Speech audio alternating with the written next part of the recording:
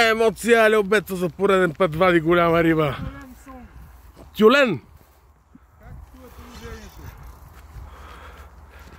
Хакту! Чакай, извади го и тогава. Човек, голяма риба не мога повярвам. Става въдичка. Глей какво става.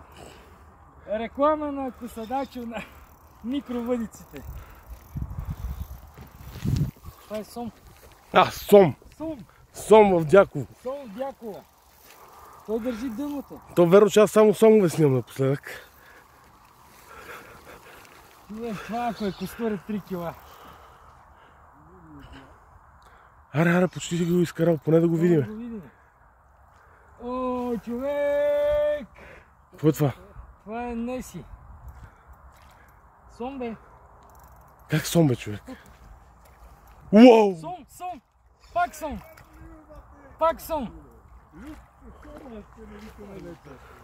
Пак сом, че, бе.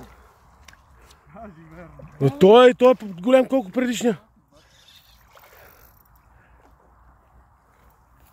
Май е за корема, не знам къде го валя. Бати доброто парче. Чак. Не е готов. Не е готов, още малко.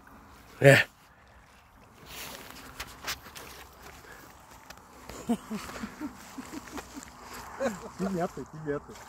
Да, мога. И това го взе на дънна? Не, закачил се някакси за крилото, не знам къде го е взел. За първи път след 3 години идване тук на риба, аз виждам в този язовир да има сом. Добро сомче, не е манит. Тегли му двашото. Вили си устата.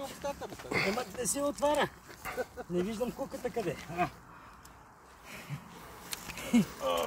О, браво, Любе! За дюката. Десертно сом. Баба.